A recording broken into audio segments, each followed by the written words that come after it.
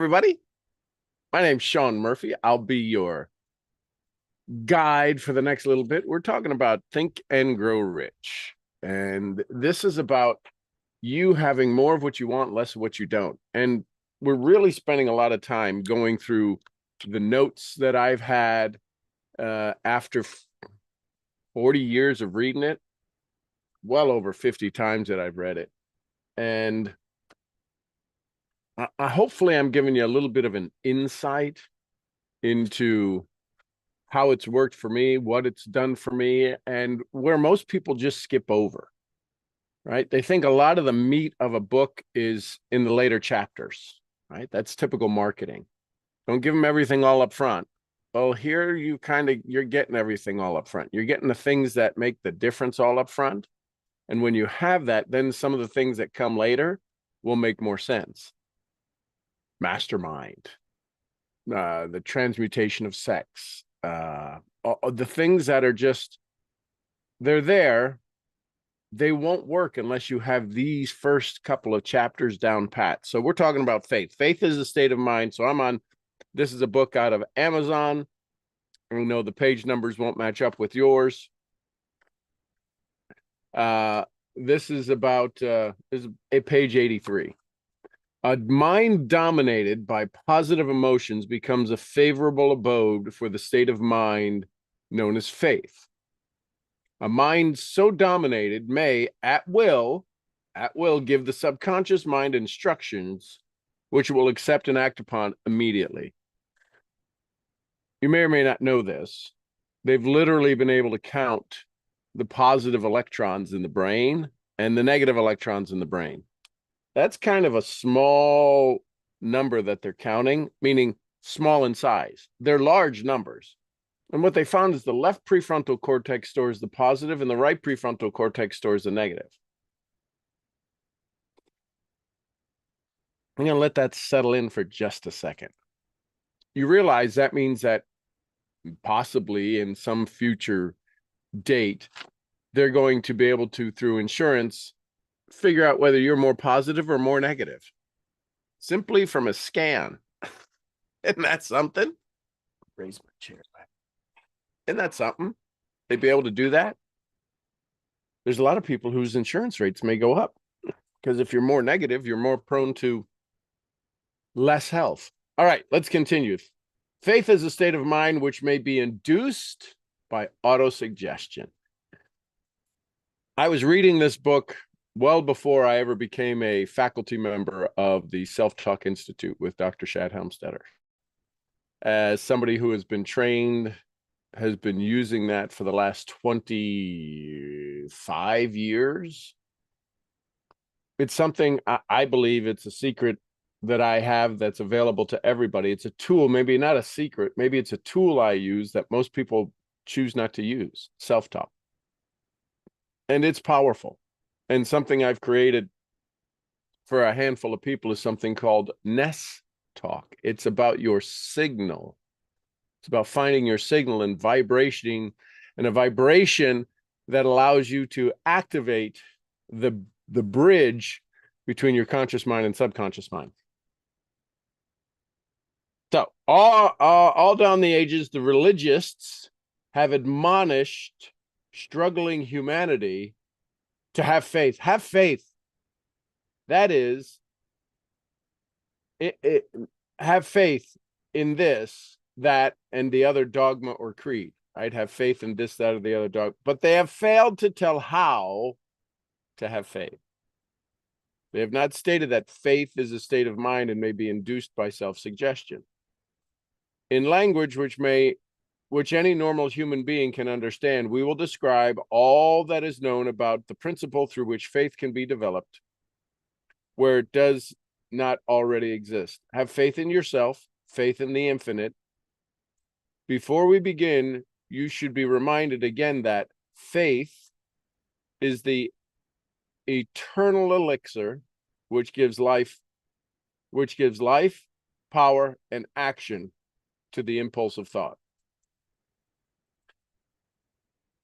If this is a philosophy that 500 of the richest, wealthiest men at the time, this book published 1937, if these are the most powerful principles that were distilled down from the 500 stories of success, and the second most important thing for you to understand, there's a moth flying around here. How good luck is that? The second most powerful thing for you to understand is faith. And they describe faith is the eternal, this is in quotes, eternal elixir, unquote, which gives life, power, and action to the impulse of thought. Now, I don't know about you, but I don't think a tomato seed is really that smart. I that's a personal opinion. I don't think tomato seeds are smarter than me, although I think they produce more than me. Does it not seem to fit that a tomato seed has to have faith? It's this eternal elixir that gives life. A tomato seed doesn't work till you put it in the ground. Then you got to water it. Yet once you give it the things it needs, it takes on an unbelievable state. We still have tomatoes that we planted in March, still producing tomatoes out here on the ranch. We just put one seed in. One little plant grew up and is still producing tomatoes. How many? I couldn't count how many tomatoes were in that tomato seed. Faith. And when you allow your jaded, your confused, your self-centered, your egotistic mind to understand that a tomato seed can have more faith than you start to become a little bit more humbled in your understanding of life and understanding of how valuable it is to have faith, valuable it is to have desire. And when you know that a tomato seed has more than you start to look at things, you change the way you look at things.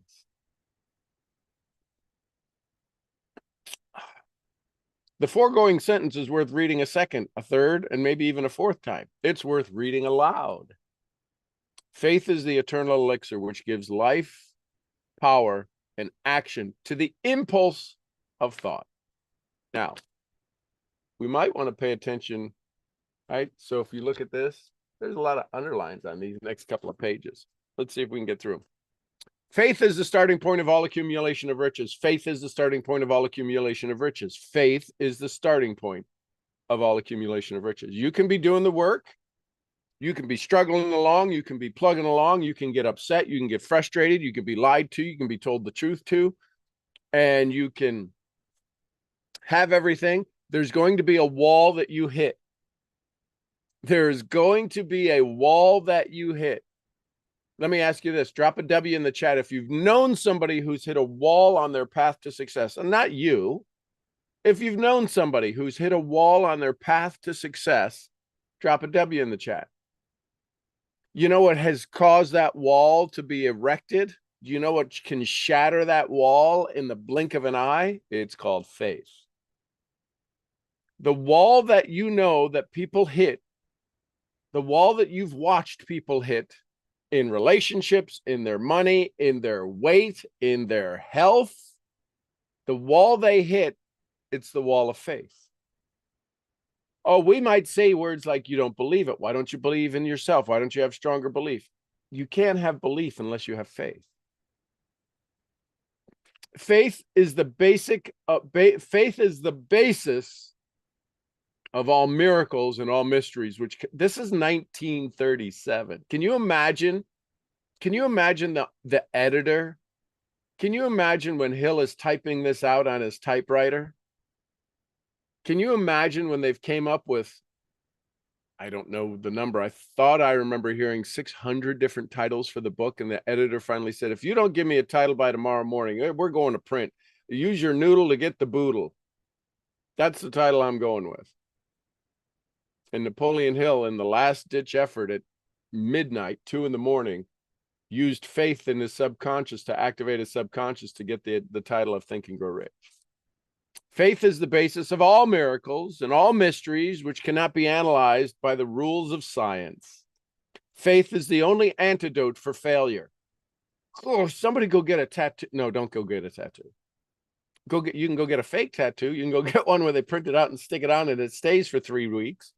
Faith is the only antidote for failure. Because of the world that I live in and the field that I've chosen to put my services forth in, most people who are having average success don't call me because they think they can have better than average success on their own, and you can't. It's your program. Well, yeah, I shouldn't say you can't. It'll take you a long time. It'll take you a long time. A decade, 2 decades, 3 decades. And then what happens is that you start to find somebody like me, a Tony Robbins, a T. Harv Eker, a Wayne Dyer, a Mother Teresa, you name it. And all of a sudden, you start to have success. And when your success outperforms your faith, you fail. When your success outperforms your faith, you fail, you struggle, you slide backwards, you take a step back, you take 10 steps back, you take a year back, you take a decade back, and you got to start over again. Because your success had momentum that your faith carried, and then your faith stopped. What do you mean by faith? Exactly. Faith is not a strategy. Faith is a state. You have to define it for yourself. You can get all of the scripts. There's people, listen, there's people who are a lot less qualified than you, making a ton more money than you. That's faith. That's why we have this phrase when people get started in network marketing: ignorance on fire. It would be a lot more acceptable, I think, to people if it was faith on fire. All right, let me continue. This is all underlined. This is all underlined, these 3 or 4 paragraphs. Faith is the element, the chemical which, when mixed with prayer, gives one direct communication with the infinite intelligence. See, if you lack the confidence in the infinite intelligence, let me know how that works for you. I can tell you your current results are lack of faith and lack of connection to the infinite intelligence. It's just that simple. My car won't start. Well, when you put the key in, does it make any noise? No. Your battery's disconnected. No, I didn't disconnect my battery. I didn't say you did. I just said your battery, you are not connected to the source of energy that would start your car. Or you have a dead battery and you need to change it. Well, how do I change my battery? You start with self-talk. You start with writing your journals out. You start with writing your dreams out. You start with writing these things out. Well, I don't have time for that. You meditate for 2 hours a day on you. I don't have time for that. Awesome. Anything else before I go? Faith is the element which transforms the ordinary vibration of thought created by the finite mind of man into the spiritual equivalent. See, this idea of transmutation, your body is capable, your frequency is capable, your signal is capable of creating gravity, of creating presence. Remember we talked about gravity, our words, your words may not have gravity, that they stick with somebody after you have a conversation with them. So faith gives your words gravity, gives your thoughts gravity. Faith is what transmutes physical thinking into its spiritual equivalent, aka vibration, which then is transferred into this infinite intelligence. Infinite intelligence doesn't speak in words, it only speaks in vibration. That's why you can say, I pray for a miracle. I pray for a miracle. And your vibration is, this is stupid. I don't believe this. 1/10 of 1% of lack of belief, lack of faith, 1/10 of 1 minute little micron of lack of faith mixed in is like adding arsenic to any recipe you have. Just a flake of arsenic. It may not kill you, but it won't keep you alive for long. This is such an overwhelming all or nothing game. And until you decide that's why they say the phrase all in, I'm all in, I'm all in. Until you decide you're all in on you, nobody else can go even halfway in on you. You have to go all the way in on you. You don't go all in, I'm sorry. There ain't nothing coming back. You could be 99.99999% all in. That ain't all in, baby. That ain't all in. Well, how do I change that? How is not the question. Why would you want to change it? Why would you want to fight for that last 1/10 of a percent? Because it'll make all the difference. The reason that people struggle with their faith as it relates to their success, as it relates to their goals, is you have overwhelming evidence of failure. Not, well, maybe sometimes no, you fail all the time, 100% of the time. Well, I have some success. Yes, that's temporary. You're not here for temporary success. You're here for permanent shift, permanent change. Well, let me ask you this. In the chat here or on YouTube, drop a T if you're looking for temporary or a P for permanent. If you're looking for a P for permanent, then you've got to up your game. Just saying, you have to up your game. And let me tell you, if you think you're doing this on your own, you are DIYing yourself to death.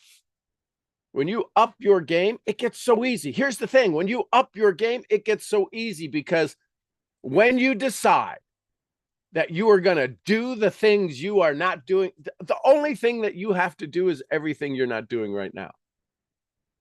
That's the only thing you have to do is what you're not doing right now. The idea that there's some delay in you receiving your joy, there's some delay in you receiving your success. It is a simple, basic formula. Desire, faith, action. I'm telling you, there's nothing else to it. The challenge is that your desire is 90%, your faith is 80%, and your actions are 20%. Right? Remember the square: potential, actions, results, belief. What potential is available to you? Of all of the potential that exists in the universe, what percentage of that is available to you? Available to you. 100%. Nothing is limiting you as a human being, as a species of thought controlled. That's the only thing you have complete control over, your thoughts. You can think yourself healthy and think yourself rich and think yourself sexy and think yourself into a relationship. You can think all of that. The potential is there. The possibility is there. When you know that the possibility of potential is 100%, the thing you have to decide on next is, what are your actions? And this is where Wallace D. Waddles comes in. It ain't about doing certain things. It's about doing things in a certain way. And until you let go of your ego, edging God out, edging goodness out, edging greatness out, it's your ego that's keeping you from it. It's these little words that you say that when somebody who knows what they're hearing knows it's a complete, absolute, fabricated lie. Absolute lie you are telling yourself. Or 99.99% of the people you talk to are going to let you lie about you because they're lying about them. And they'll let you slide. They don't even hear it because that sounds, oh, I could use that too. I could use that same lie. Well, I'm doing the work. You know how many people say, I'm doing the work? No, you're not. How's your results? Well, my results are kind of crappy. Then you're not doing the work. Oh, you are working, but you are not doing the work. Well, what's the work? The work is something different than what you're doing. It's a changing the way you do things. And if you think you can listen for 5 minutes about something, then I can go do it. I'm telling you, let me ask you, how's that working? How's that working for you? When are you going to finally say enough is enough? See, the thing is that could you imagine if you are making a recipe for, I don't know, let's say you're making chicken soup. How many recipes would you follow? Listen carefully, and I need you to really answer this. How many recipes would you follow if you were making chicken soup? 7? 17? 100? How many recipes would you follow? You want to know why your business is not where you want it to be? It's because you're following too many recipes of success, too many recipes of personal development, too many recipes of personal development. I got to ask you, when do you want to follow the one recipe of undevelopment? Of you chipping away what doesn't work for you. See, you're trying to add on what works for other people. Very rarely do you come across something that will chip away what's not working for you and you will stop doing it. The reason you are struggling is because you are not stopping what you know you need to stop. I got to ask you when you're ready. See, that's what I've worked on for 4 decades of teaching you how to stop doing what you're doing. You keep listening to them and you keep watching them and you keep using their success. When is it time for you to use your success? You know why it's so hard to have faith in the process you're currently trying to hodgepodge together? You know that song that Johnny Cash did on the car, that he worked at an automobile, he worked at a car factory, and he said, I got a 47, 50, 47, 48, 51, 52, 53, 57 Chevy, right? He added all of these different parts, and it was this Frankenstein car. You keep Frankensteining your success, and you've got the scars, you've got the stitches, you've got these buttons sticking out of your neck, and nobody wants to be around you because you're scary, because you don't have your mission, your vision, your clarity. It's called your DMP. Oh, well, I kind of made that thing up a while ago, and I sort of maybe read it every now and then. You got to decide, when is enough enough? Hey, listen, I'll keep showing up. When you raise your hand, enough is enough, you'll get started. And you'll stop wasting another year, another month, another day, another second of not having what you want. Now, the painful part, you're about to step into something you've never done before, and that's have permanent success. So let's continue on faith. Faith is the element which transforms the ordinary vibration of thought created by the finite mind of man into its spiritual equivalent. Faith is the only agency through which the cosmic force of infinite intelligence can be harnessed and used by man. In the Bible,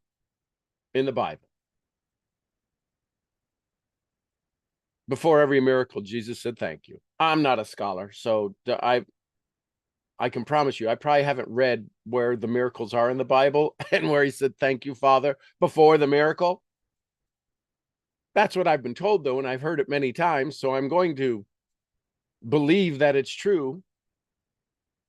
He didn't say you're cured. He said, pick up your mat and go home. To Lazarus, the dead one, pick up your mat and go home. He's walking through the crowd, and the woman who touches his cloak, touches his robes, said, somebody of tremendous faith just touched me.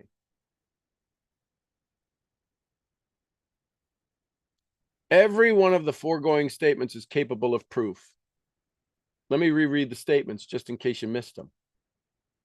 Faith is the starting point of all accumulation of riches, not some, all. Faith is the basis of all miracles and all mysteries which cannot be analyzed by the rules of science. When is it time for the miracle in your life? Let me ask you this. Are you hoping for a miracle? Are you hoping? Listen, so how many of you need a miracle right now? Some of you need a miracle right now.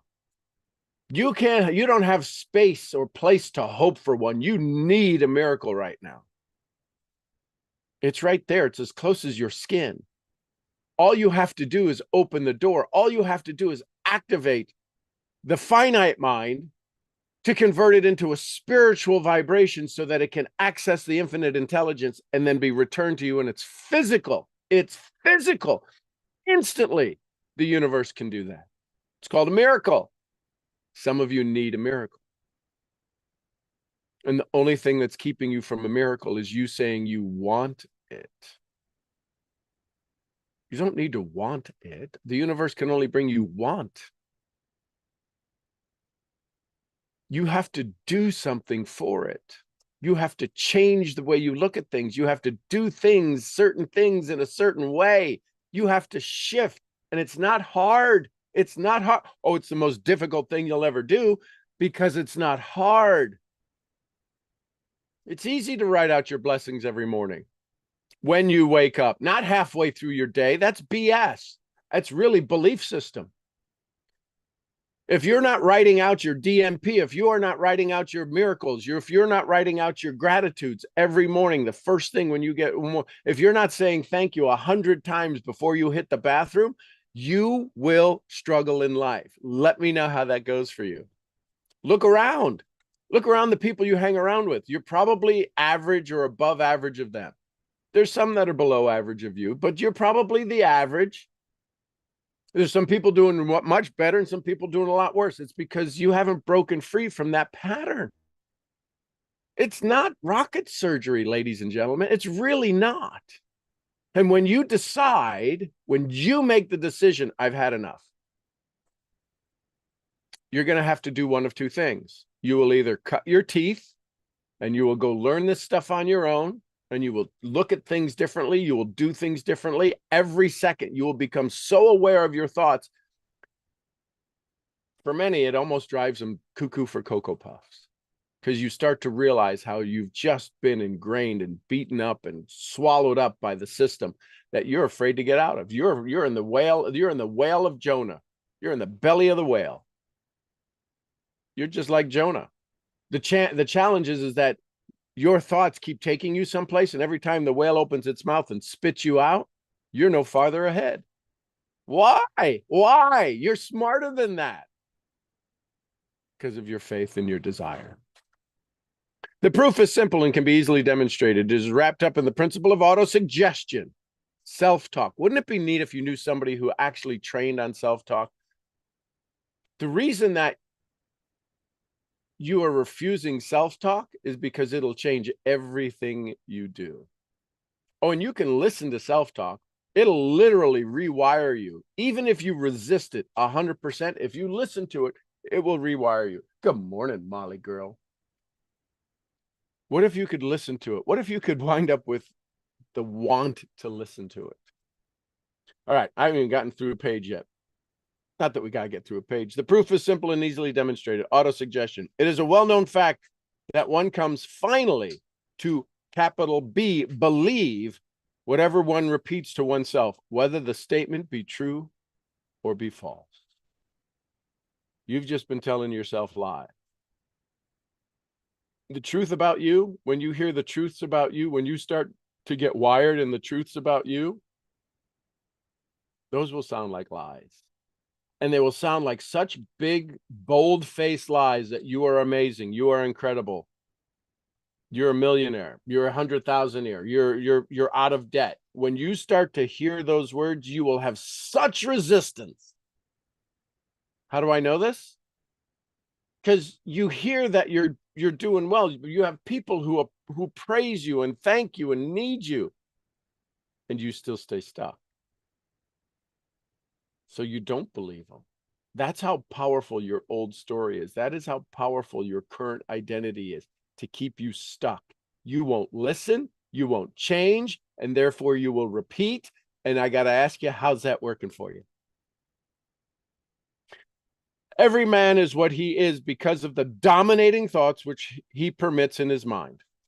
Thoughts which man deliberately places in his own mind and encourages with sympathy. I don't know why I'm this way. I don't know. I'm stuck. They took my money. They took my business. I don't know. The comp plan doesn't work. I just get so mad. That emotion of adding energy and frequency to it cements it in. It's like rock solid. If you had that, I am so in love with who I am. I am so loving who I'm becoming. This is amazing. I have such incredible opportunity. If you said that with the same energy, you'd go, well, I'm lying. And you'd probably be right. So that's the shift. It's the frequency. Comes now a very significant statement of truth. Thoughts which are mixed with any of the feelings of emotions constitute a magnetic force that attracts from the vibrations of the ether other similar or related thoughts. You ever have a day that's not going so good and the day just keeps going not so good and not so good and not so good and not so good? Oh my God, I spilt my coffee. Then I had this, and then the cat threw up on me, and then I blah, blah, blah, and I ripped my pantyhose. That'd be me. I ripped my pantyhose. A thought thus magnetized with emotion may be compared to a seed which, when planted in fertile soil, germinates, grows, and multiplies itself over and over and over and over again, until that which was originally one small seed becomes countless millions of seeds of the same brand. How many tomato plants in a tomato? The uneducated would say one. How many plants are in a tomato seed? Millions. We probably have had one tomato plant produce 50 tomatoes. How many seeds in a tomato? So if we took 100, that'd be 5,000 seeds, and planted from one plant those 5,000 seeds. How many tomato plants are in 5,000 tomato seeds? Well, if each one produced another 5,000 plants,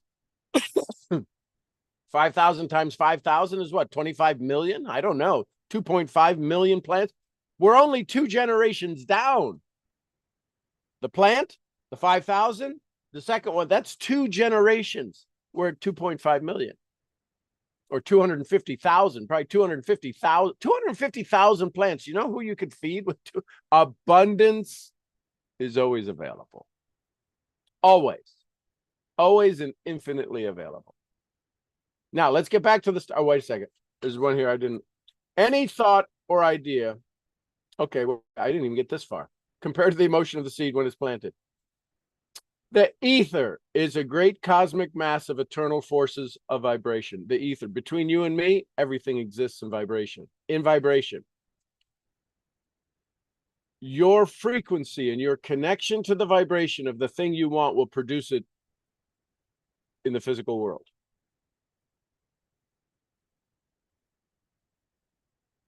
If I can get that across to you in such a way that you would say, oh, everything you currently have, here's the biggest challenge. Everything you currently have in your home, in your car, in your barn, started with a thought.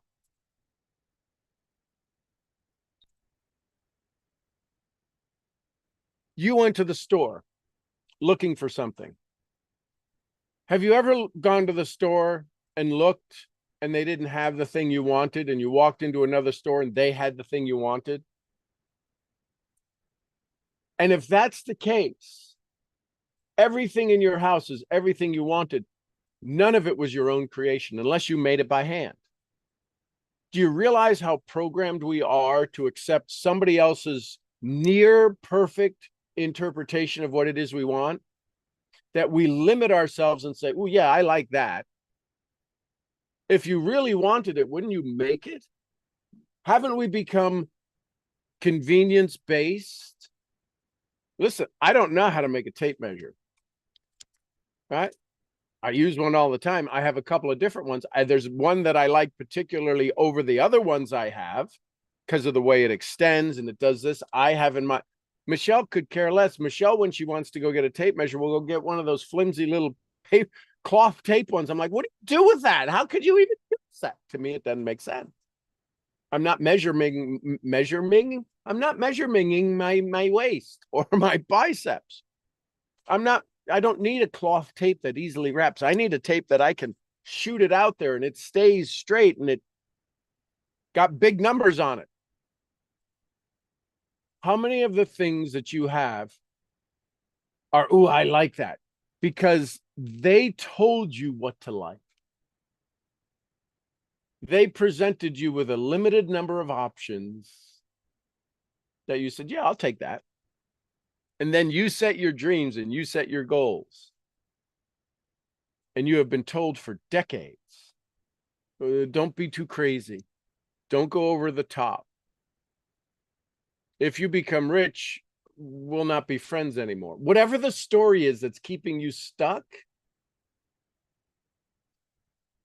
gotta tell you, it's only a story. It's only a way you've interpreted your life.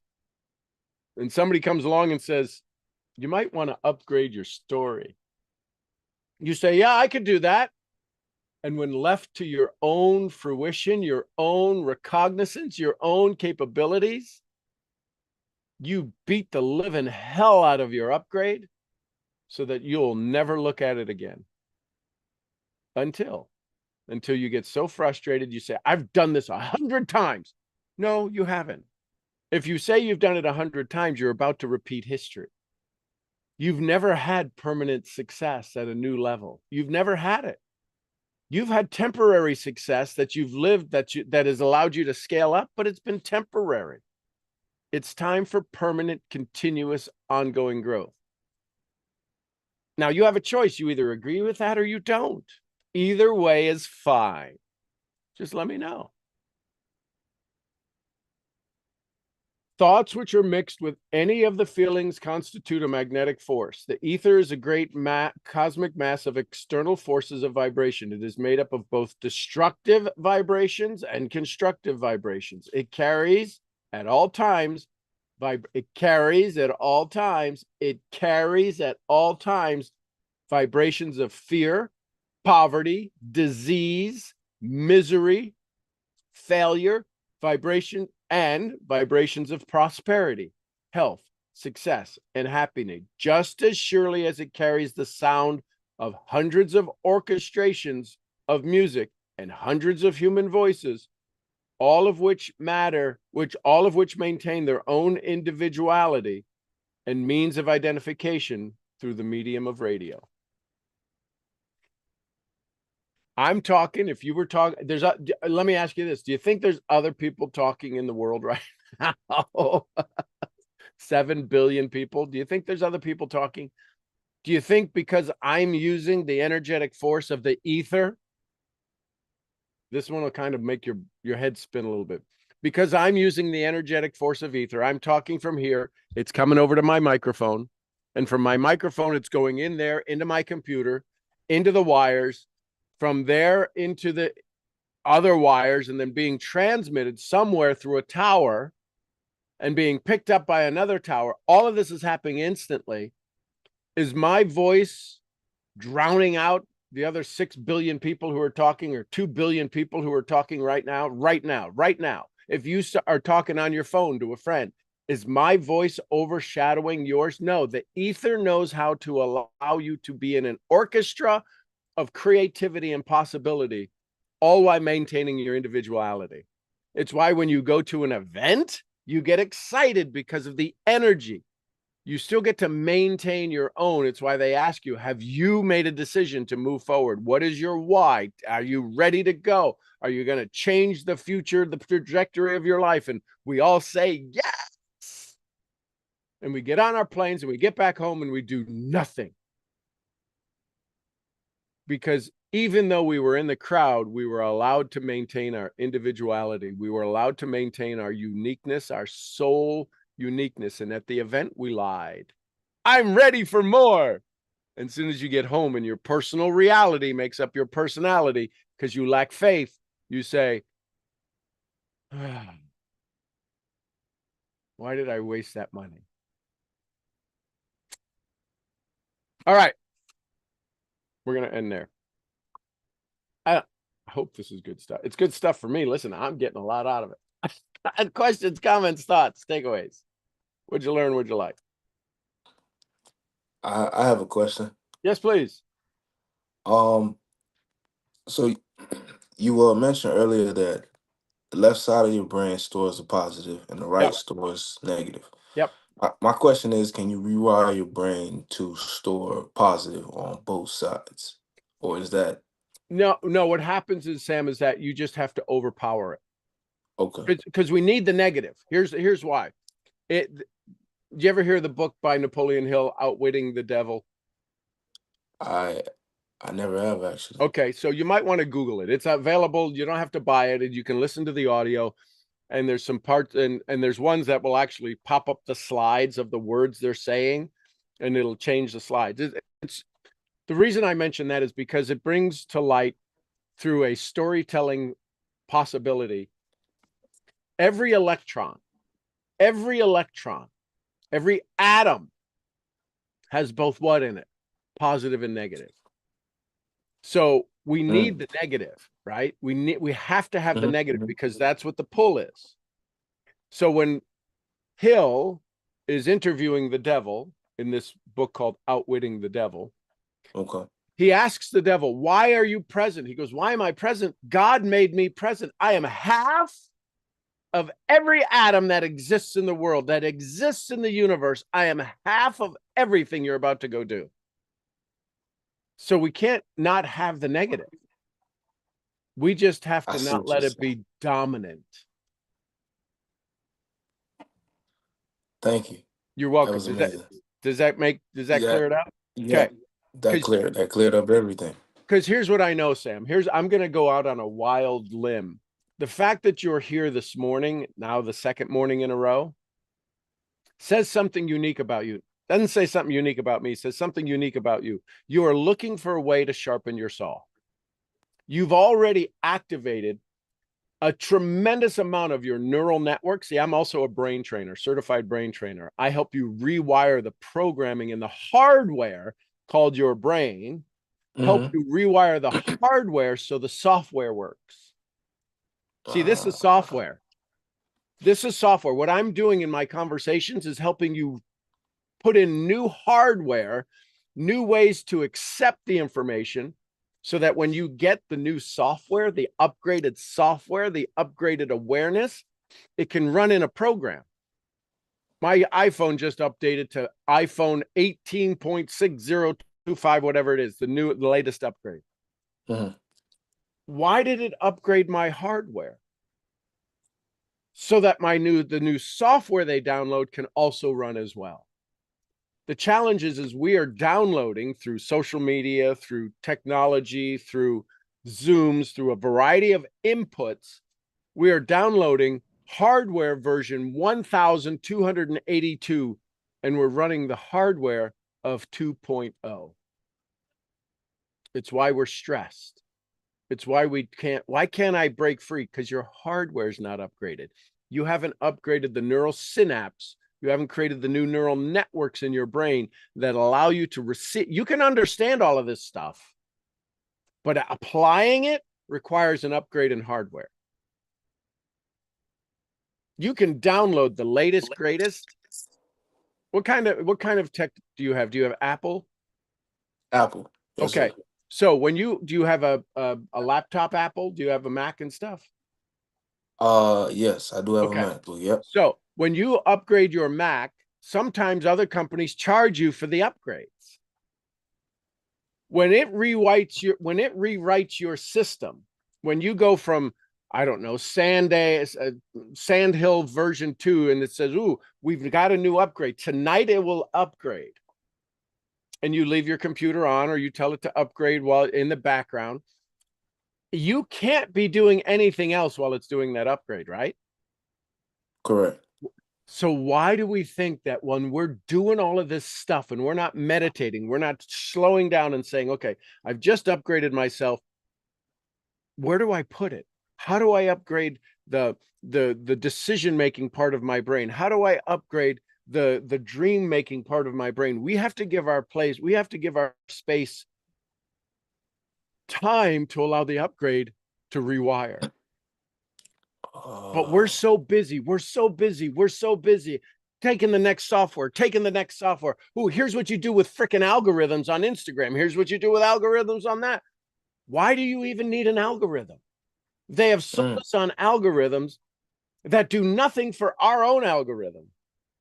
Do you realize you don't need an algorithm from social media if you get your algorithm right? It's called the vibration of law of attraction. Wow. Yeah, you hear that? I heard that. Yeah. My point is that you already have this, Sam, because there's other people your age, there's other guys your age, there's other gals your age. Sounds like I'm from the 40s, right? Gals your age. There's other individuals your age who aren't on this call who don't quite understand you. And yet you're doing your best to be of service to them. And they're like, you're an odd duck, Sam. And you're like, yeah, I know. But, there's a couple of people. There's a pond I get to go swim in every now and then that we're all the same. Wow. And That's we've never had a conversation other than this. We talked a little bit yesterday. Yeah.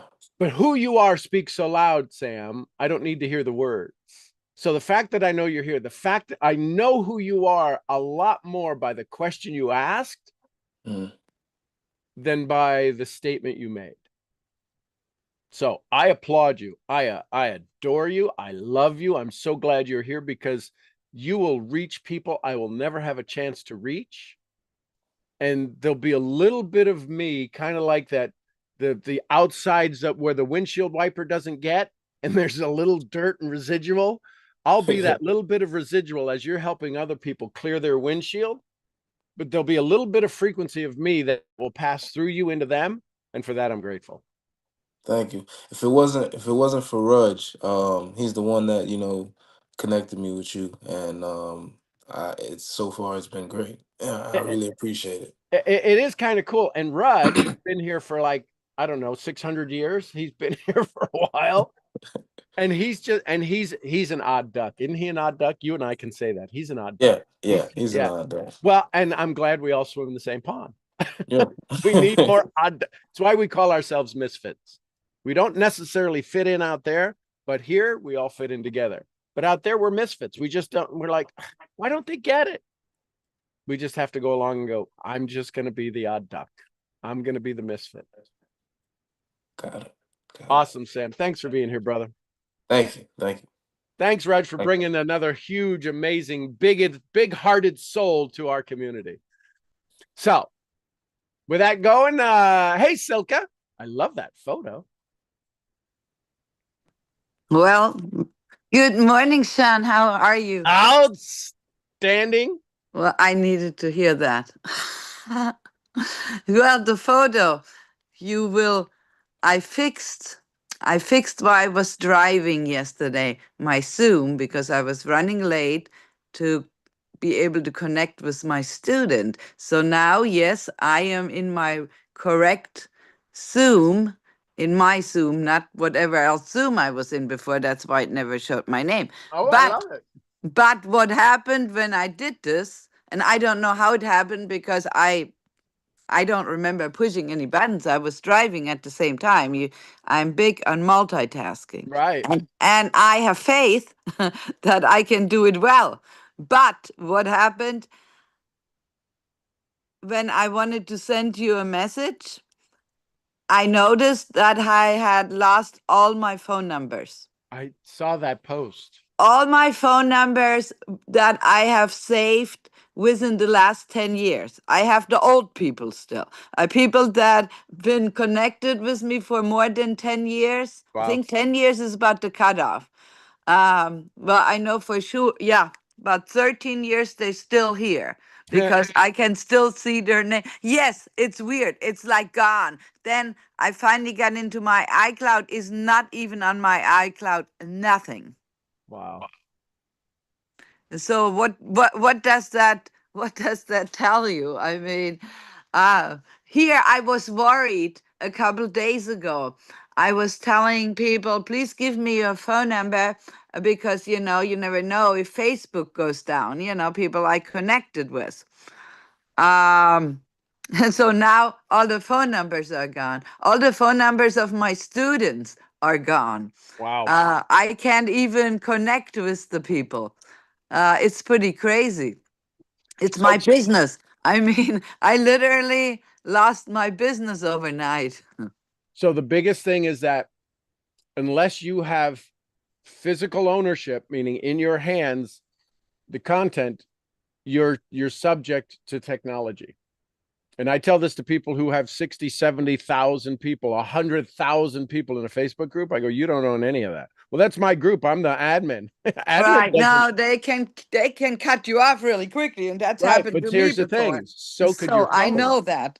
But so could your phone now. For anybody who's listening, Silke is the bellwether alarm for you and your data on your phone.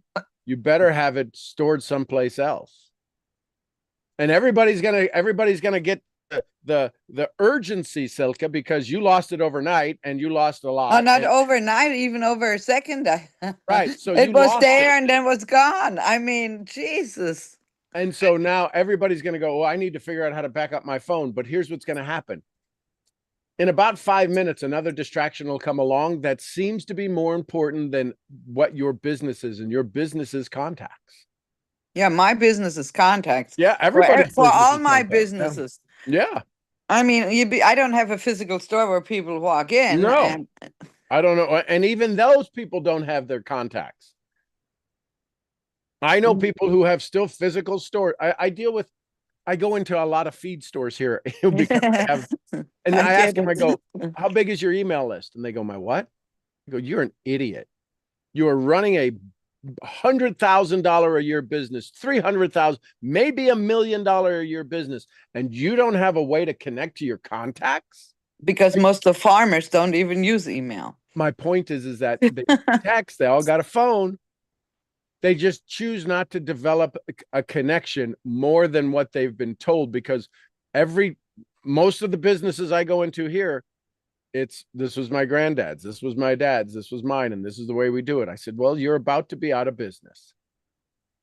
And they say, oh, don't tell me that. Well, they asked me, so what do we need to do? I said, you need to get everybody's cell phone number and you need to start to invest. I don't care if you charge 5 cents more for the bags of feed I get. But I want to know when you have specials. I want to know when stuff gets in. You need to have a technology that says, here's what's going on here. Because if you want me to buy more, you need to sell more. Like, I don't understand that at all. I go, I know you don't. And why do you understand that? I said, because this is what I do. You see me in overalls and my hat like this and sweating my butt off because it's hot. I teach people how to double their business. What would you do if you doubled your business? Oh my God, it'd be awesome. Well, then we should do that, shouldn't we? I have just wiped out my business. Because But I'm not. I don't know why.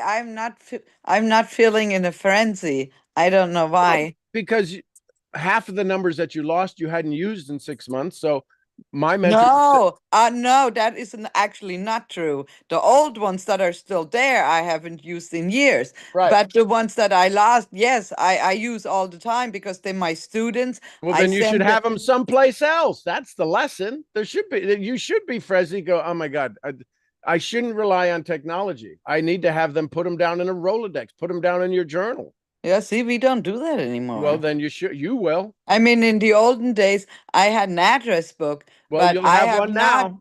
I still have a physical calendar, which makes most people tell me that's pretty nuts because I use all the technology. But I like the physical calendar. But anyway, yes, I have to somehow find a way to restore them because I can no longer send my students any promotions, or yeah, my fall semester is starting. Some people called me. I can't even call them back because I no longer have their number. I mean, this is crazy. Why would it erase my numbers that I actually been using, but leave me with a whole shitload of numbers that I haven't used in 10 years. I I mean, mean, it's so crazy. I'm gonna use it as the perfect metaphor to teach on personal development. The only thing I have this amazing, brilliant woman who lost half of her phone contacts. Which half do you think she lost? The ones that she uses all the time, or the ones that she barely uses? People would say, "Oh, Never. the ones that she uses all the time." Same thing happens to your dreams. You lose the ones you want all the time, the ones you think about all the time, and you go back to your default mode of the ones that are so old you would never use them again. But those are the ones you got. So what do? You got to use those. Here's the reality. The phone numbers that you have of all of the old contacts, would you call them about your fall semester because they were your current students? No, that's stupid. Then why do we keep using our old ideas of how success is to be made, thinking it's going to work in today's business model, in today's current economy? We use all of our old methods because that's all we have stored in our memory. That's all we have stored in this physical phone called our awareness. We won't use the new technology, the self-talk, the brain talk, the Nest talk, the writing of the journals, the DMP. Oh, that's all new age kind of crap. So, and I lost all that. So I guess I'll have to go back to the old story. That's exactly the same thing. You are the epitome. The story you have just shared with us has gave me an amazing physical expression of why people stay stuck. They use the old contact. Well, I keep calling this old contact from 13 years ago, John Miller. And he's like, I don't know about your German. I don't even speak German. Yeah, but you're in my phone. You should join me. The hell are you talking about? It'd be crazy to call all the numbers you currently have, that none of them have been in your German. Some of them may have been, but none of them right now are active. Yeah, And yet some of them certainly have. Maybe I should reach back and see if they want more German. there could be a thing there. But the point is that many of us every morning we wake up and we wipe out half of what we know because we say, it's not working. Now I don't have the contact. I got to work to find why didn't I own these new ideas? Why didn't I own these new thoughts? Because something wiped them out. Well, and I can't figure out why it was wiped out, which is the weirdest thing. Jim Rohn would say, don't sign up for that class. Go find the numbers. I wouldn't sign up for why they went away. That's not my techie. They're gone. Well, but then if you know what caused it, then You'll find out when you start to go collect the numbers again. Something will happen, because if you ask, I wonder why, the universe only has to bring you the wondering. If you start to take action and put the numbers down in your book, in your journal, in your address book, and you start to acquire them, you will instantly find out why. It'll come to you. Oh my gosh, that's why. But if we sit in the wonder going, people ask all the time, why do I struggle with success? You know what the universe, the spiritual side of it, the ether brings them? The why they struggle with success. Doesn't bring them the solution for success. Don't ever talk about why you fail. Jim Rohn would say, you don't want to be sick, don't talk to sick people. You don't want to be poor, don't talk to poor people. You don't want to be broke, just stop talking about being broke. I don't know why I have this and I can't do this and I got all these bills to pay, and the universe goes, bring them more bills. so it's brought me more work, and I am leaving on Wednesday Yeah, to it's go to perfect Machu timing. Picchu. It's Yes, perfect timing. perfect timing. And I'm having an event on Sunday at my house, and I need to yeah. I mean, I'm going. It's not a good time for me to lose these phone numbers. This is crazy.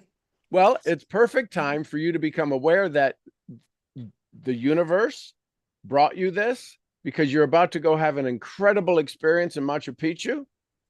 And part of your old story that still exists said, screw up Machu Picchu. Make it so miserable before I go that I'm barely going to be able to enjoy it. I didn't want that. I don't want that. I know you don't want it, but that's what you got. It sucks. I get it. But everything we think about and bring about shows up. Well, I didn't ask for this. No, but you asked to avoid the joy that's about to happen because it's good news. It's great things. And what do? We're always waiting for the other shoe to drop.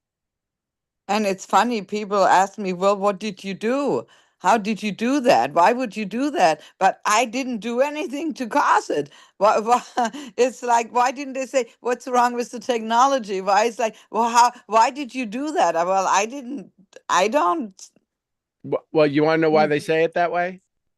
because then they don't have to worry about it happening to them. And they want to blame you, and not, because they want to still leave the authority with the technology. They want to leave their authority with the technology. Not one of them said, "Oh my God, I should write down my numbers." No, no. No, of course they wouldn't, because what they wanted to say is that you did it, not the system did it. Yeah. Because they want, Yes, because they want to that's stay in the very system. true. They want to stay in the system. And when I said, well, I didn't do anything, at least not that no, I didn't do anything to erase it. And they said, well, you must have done something, because they wouldn't just go away. Right. Well, and listen, it's what you could now say is, aren't I special? This hasn't happened. It happens to me. I love when things that are just so special happen to me. It's a gift from the heavens that only these kinds of awesome things happen to me, and just change the way you look at it, and watch, well, all of a sudden you'll be doing something on your phone and they'll all be back.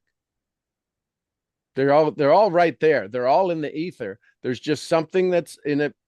Listen, we've had Zooms where we're talking about stuff that's really intense, and our signals go out. Our signals never go out. And then all of a sudden the signals go out.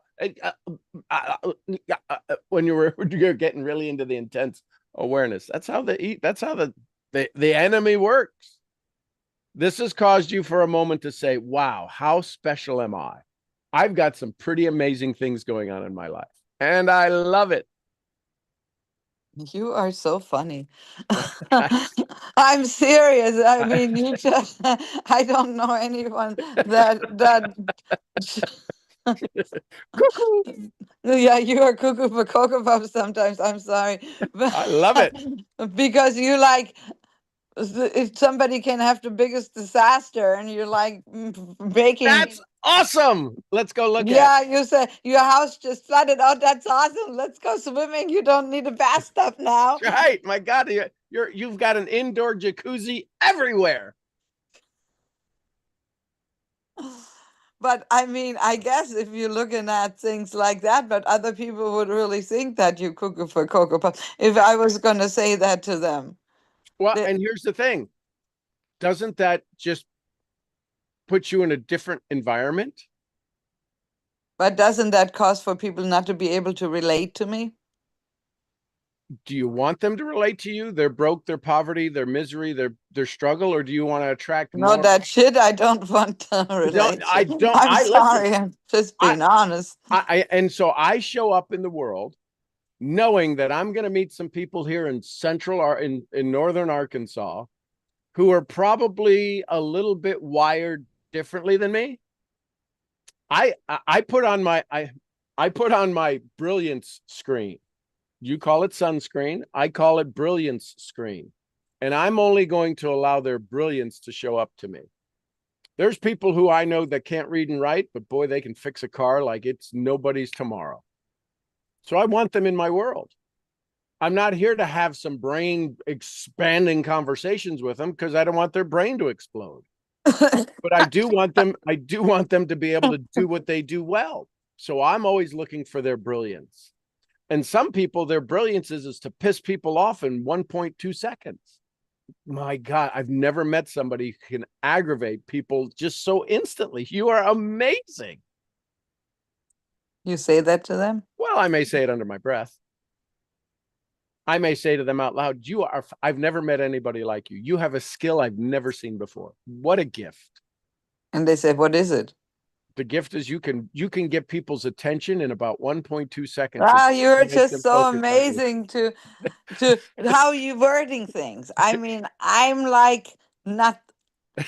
You're getting there, though. Would just say, well, because you're just pissing people off.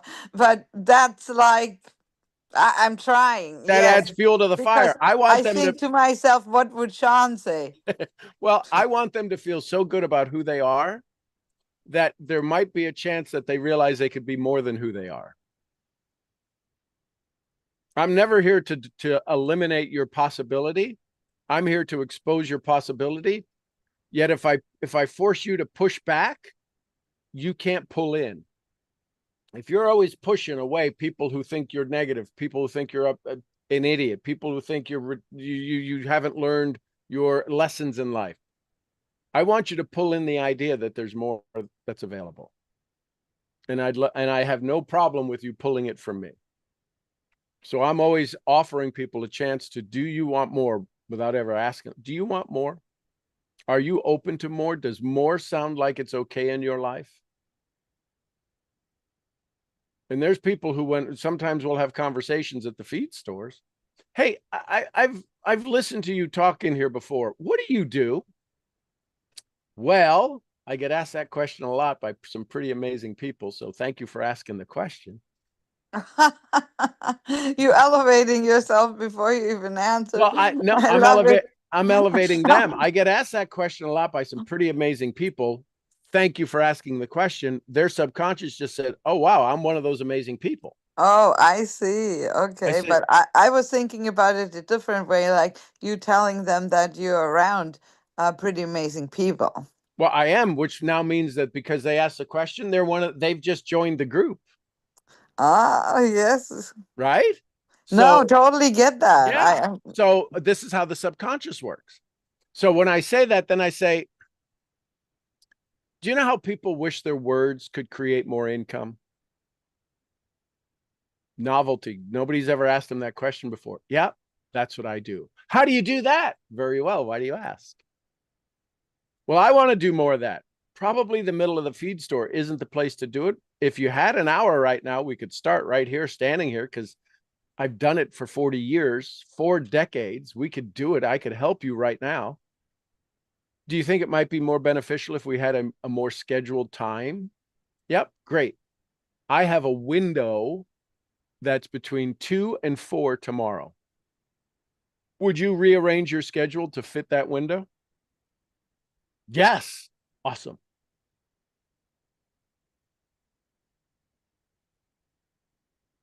And that's how the conversation goes. In the feed store. In a feed store, standing there in the middle of the feed store between oats and barley. Yes, I go to the feed store. Right. There's a feed store on my way to Miss Annie's, and I do go there because I need to pick up things for the horse. Well, So, here's the thing. What you just said, you know why I know how valuable a feed store is? Because somebody's buying something for something they want to live. Nobody goes to a feed store to hang out at Walmart because of the air conditioning. there's no air conditioning in this feed There store. isn't. There's not in No. ours either. The doors are Uh-uh. open. So if you're at the feed store, you have a responsibility.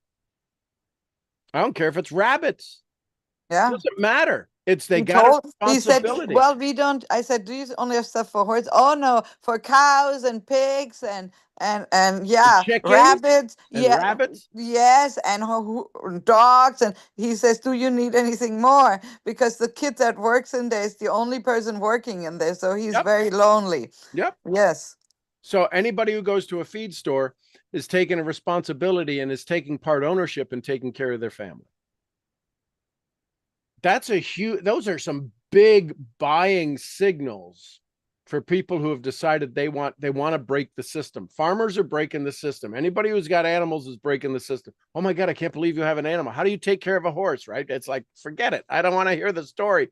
My point is that if you have a conversation in a feed store with people, they are already bucking the system and finding out figuring out if you have eggs, chicken that bring you eggs, you're in like 6% of the population, maybe even less.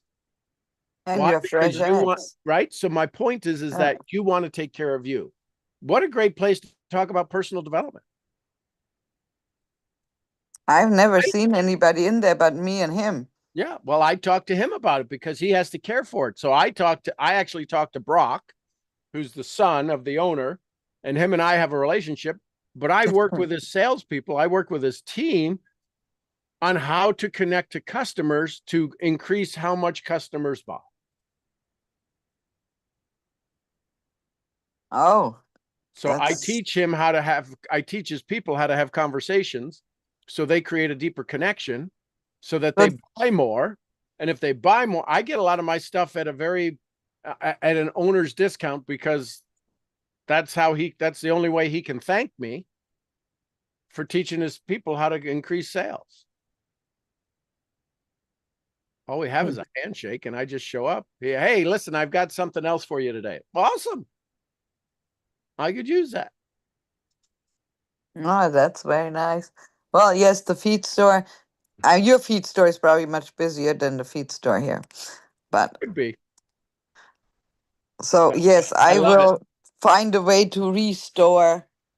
Well, it's like restoring your brain if you're thinking about it, because some people lose their memory. Well, some people lose their dreams. Most people have lost half their dreams, and they're not willing to go back and do it. They go, well, I got to come up with a new goal. No, your old goal was good. Go get it. You keep putting in all of this new stuff, and you haven't figured out how to keep you haven't figured out how to keep from losing your dreams. That's a good point. So I'm here. I'll be here all week. Well, you're gonna have to resend me your phone number because I no longer have it now. I will be happy to do that. Because you are one of the recent ads. I love it. Thank you. I You're love welcome, you. my love. Love you too. Hey, Selena. Good morning. We're in Miami. Maybe she could be someplace. Who knows where she is in the world? Good morning. Good morning, my love. Can you hear me good? Yes, hear you amazingly well. Perfect. So I was reading everything that you spoke on today yesterday on my flight coming back to Miami. And it's so interesting how the most simple phrases when you're ready are the most pivotal. And I feel like I'm at the stage now where I don't need the profound wisdom. It's like the simple things. And one part that really stuck out to me with faith is that a faithful mind, a mind full of faith, is a positive mind. Like faith and positivity are like this. And that was very symbolic for me. And I wrote that multiple times. I wrote it over and over and over. And my question that I have is actually about the desire chapter and the writing of the statement to repeat in the morning and in the night. Mm-hmm. I wrote mine last night, and then as I was writing it, I was like, this is not really the one. Like I knew it wasn't the one based on how I felt. And I read it this morning. I was like, okay, I need to do this again. Do you have any tips to really getting to the core of that statement so you can read it and really, I'm getting closer. Like even this morning, as I was listening to it and I was walking, I was like refining it and I'm getting closer to simplifying it, but it's kind of chunky. It's like 2 paragraphs, and I don't think it needs to be that detailed. So do you have any tips on writing that statement? Your DMP, or what statement? Which statement are you writing? The statement from thinking in the desire chapter of the one to read, basically your DMP, yeah. Okay. The one to repeat in the morning and in the night. And so I would make it as chunky as possible until it becomes one word.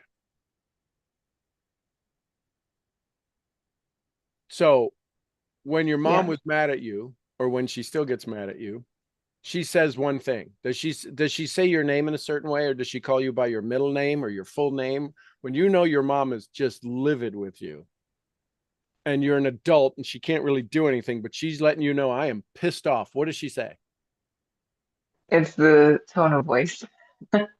And so does she need a whole DMP to tell you exactly that you know what you know about how much you screwed up? No. So, but didn't at some point she have to explain to you all of this, so that at some point all she has to do is say, Selena? You're like, oh crap. You have the whole story in your head. So my point is you need my DMP. It's in, I was reading it. Oh, here. So my DMP is in this book, 5 pages long.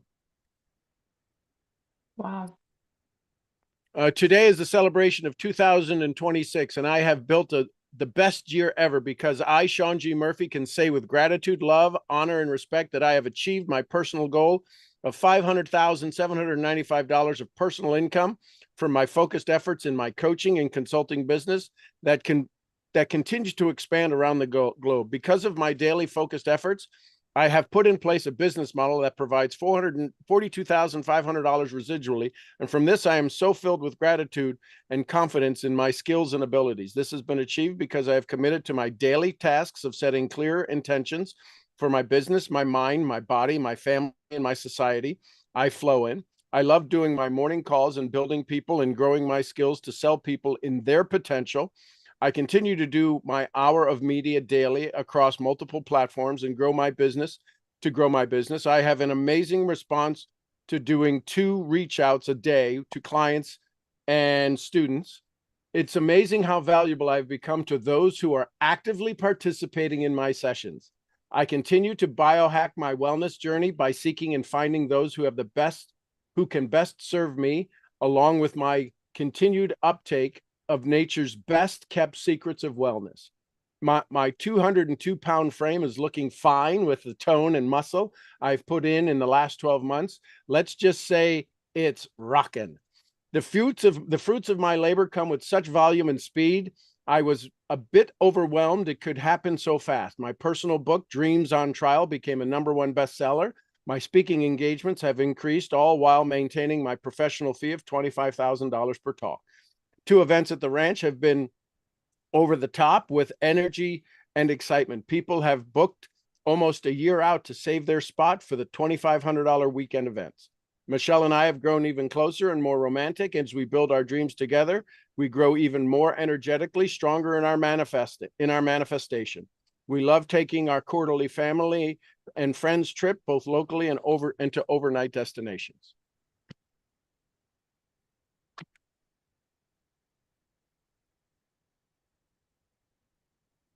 Now, how does that make me feel? Connected.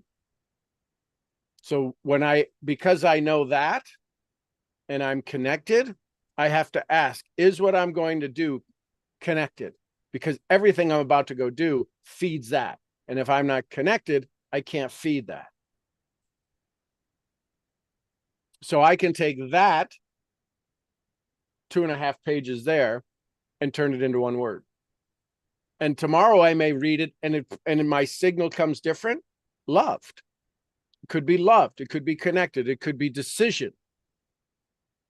The thing is that when I read that, because when I put the energy into it, there's energy in those pages. Would you agree that the energy of what we read is already stored in the pages? Can you read something and be pissed off and then the next day read it and be excited? Both exist in the pages. Mm-hmm. Right? So when you write it, it's important that you do it in such a high state that it gets stored, that frequency, that energy, that music. You're literally hitting play on your iPad or you're on your iPhone to play the music that's stuck in the pages. Would you say that when you hear me read Think and Grow Rich, it's different than most people that you've heard read Think and Grow Rich? Yeah. The words are there. I'm playing the music of the pages that I've put into it. That's where I've underlined it. That's where I've written my notes on the side of it. That's my music. I'm sharing my music of this book. That's why somebody can play the violin and you're like, oh, damn, they got years of practice, and somebody else pick up the same violin and go, and you're like, oh, I can't listen to them. That's most coaches. That's most mentors. I can't listen to them. That's most mentors, because they heard somebody else play this violin on that sheet music and it sounded great. And they go, I could do that. And you're like, oh my God, you don't know what you're doing. And yet their profile says, I'm a first chair violinist concert extraordinaire. You're like, you don't even know which end of the bow to hold.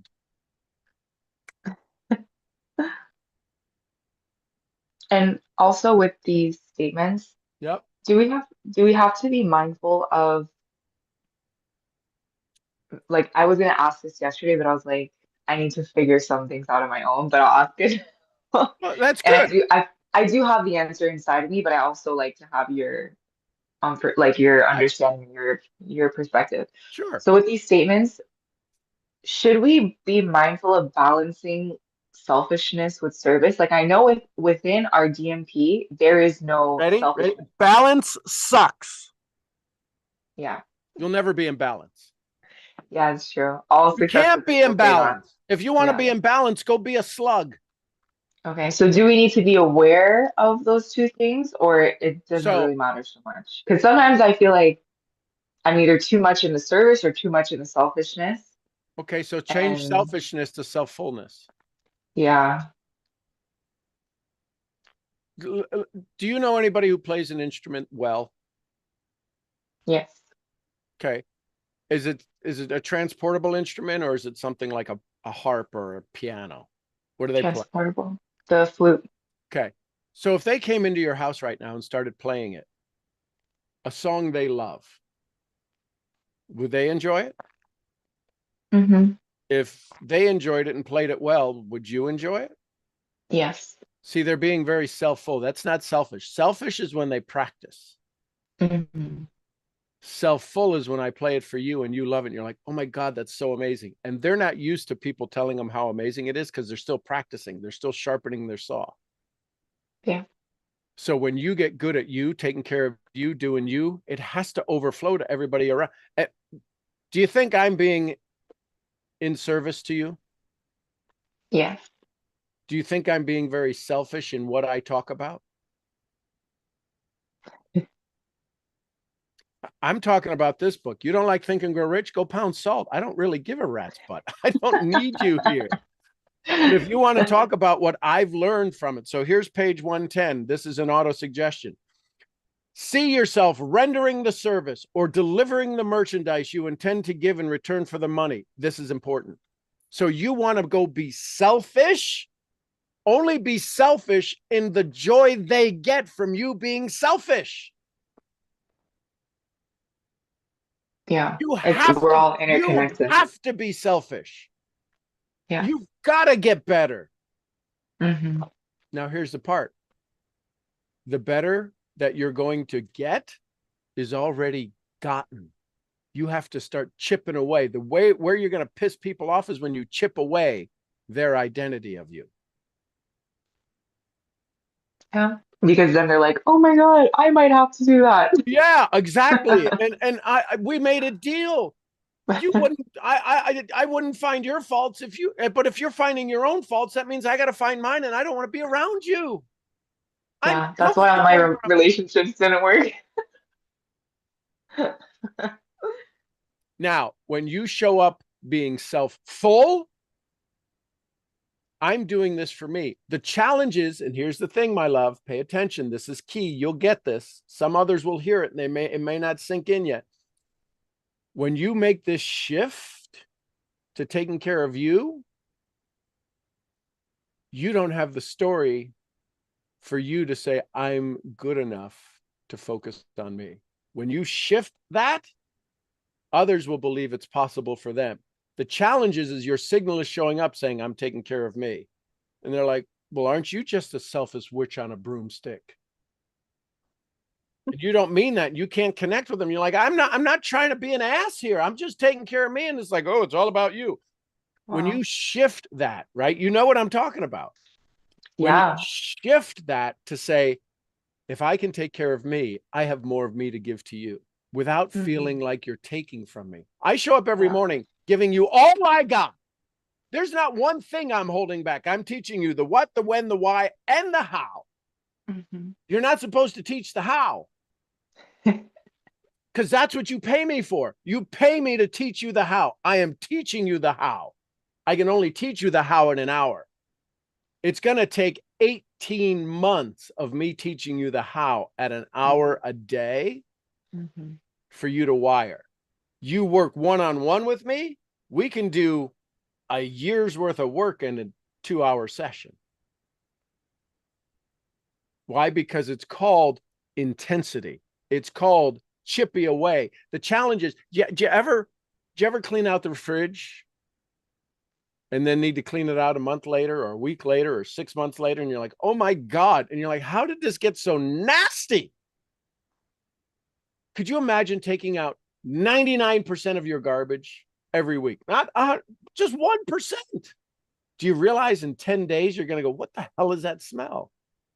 Do you realize you've worked on 99% of your personal growth, your personal development, and you've not taken out the 1% of the bullshit that keeps holding you back for a decade, for 2 decades, 3 decades? And then you have somebody like me come along going, we're going to go shovel out the shit.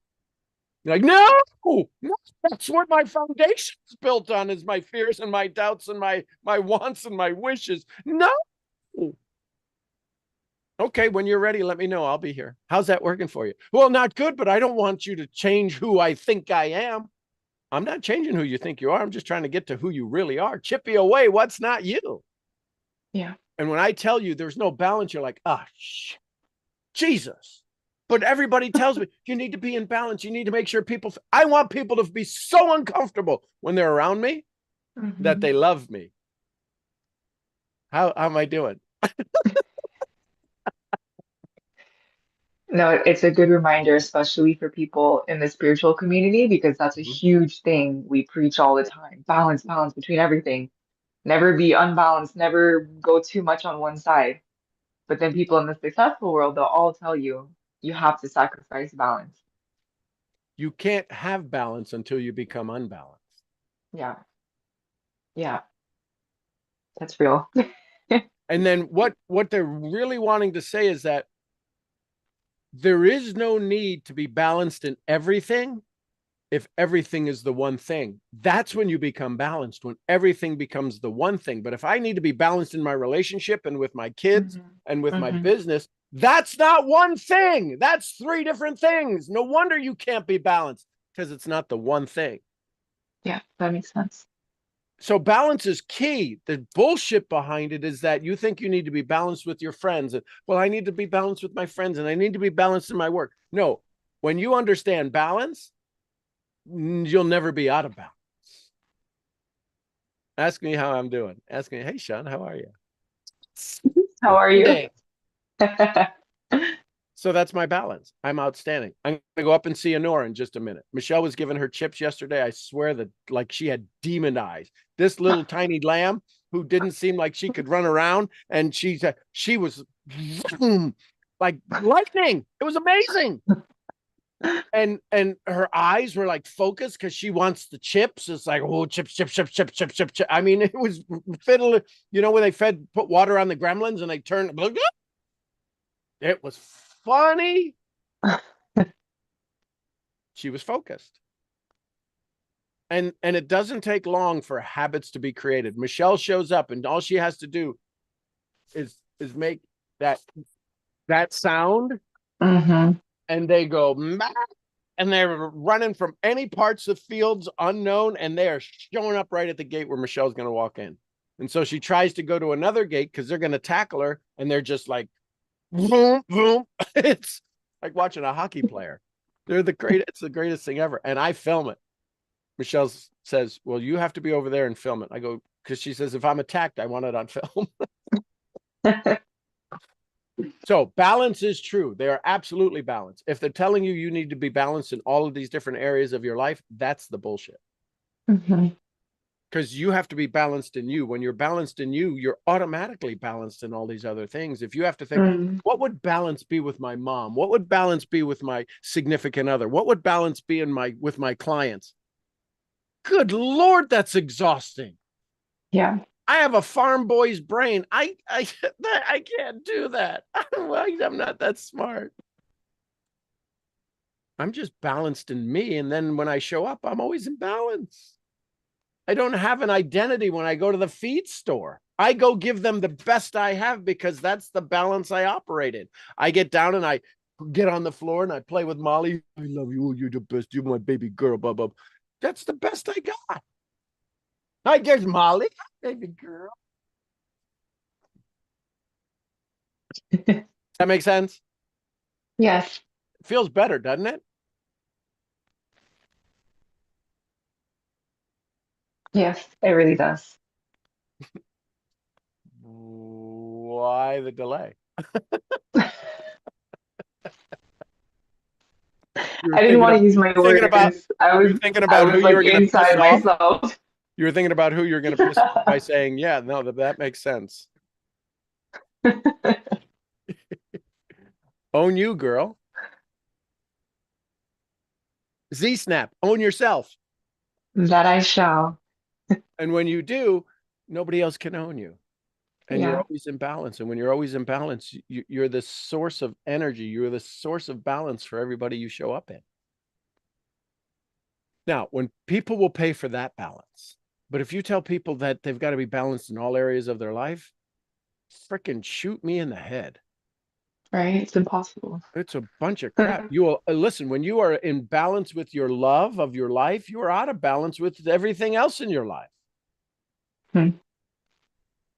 And you should be out of balance because you're not with them. When you're with the Mm-hmm. one you love, you're in balance. And when you're with your clients, you should love them and you're totally out of balance with the one you love.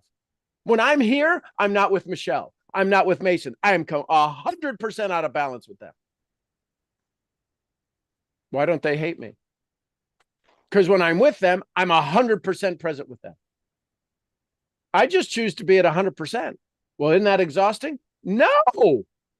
How could it be exhausting? Because you're leaving the residual with somebody else. It's easy to be all you can where you are. The challenge is, well, I need to be balanced with them in case they show up. So you're leaving a residual of your energy of who you are, what you are, when you are, why you are with them, when it has no business being there. It's like walking into an old restaurant that they didn't clean when they shut it down. It's like, ugh, all this garbage, all this residual. Be present. That's what you teach. Be present. You know why Yeah. people are sick? Because they're not present with their health. Yeah. You know why Never they're thought. because they're not present with their skinny. And they're not present when they eat. They're present with their fat. That's why they eat the crap they eat. Mm-hmm. If you became present with your skinny, if you became present with your hellness, Dr. Freud to the lobby, Dr. Freud to the lobby. If you became present with your wellness, oh, hell yeah, your hellness, your hotness, you wouldn't eat that way. You would change the way you look at things and you would do things in a certain way. So nothing about what you're going to go do is strategy. It needs to be incorporated. It's already built into your cells, your old story. And so we have to rewire the cells. 10 million cells every second are being created in your body. 10 million cells are dying. And if cells produce what they're like, they will produce the same feeling you have. That's why you cannot like tomatoes when you're a kid and like tomatoes when you're an adult. Mm-hmm. Because your tastes change. How do they change? Because you rewired the cells in your body. That's why when you get around people like Heather, who has technology to help your cells rewire, microcurrent, foot baths, nanotechnology gas, frequency generators. Every one of you should be on her Insight program, Genius Insight, with the frequencies that come to you. That I think there's 132 frequencies baked into the one I currently have that are for some wellness issues that I'm looking to rearrange the cells in my body to make better. Nothing wildly crazy, but something that as it works, people are going to be freaking amazed going, I've never seen anybody do that before. But that's because of frequency, because of energy, using red light technology, using spirulina. If you're not familiar with spirulina, algae. Who takes algae? I take algae. Methylene blue. I promise you, you start to learn and hear more about methylene blue. Since 1896, it's been around, but now it's this hottest trend because our JFK, Robert RFK Jr. put some in his water.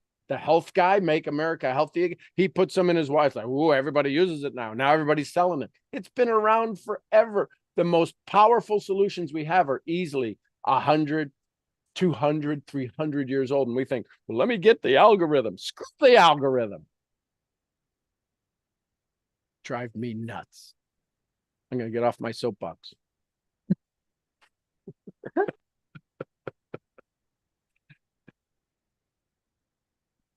You get it?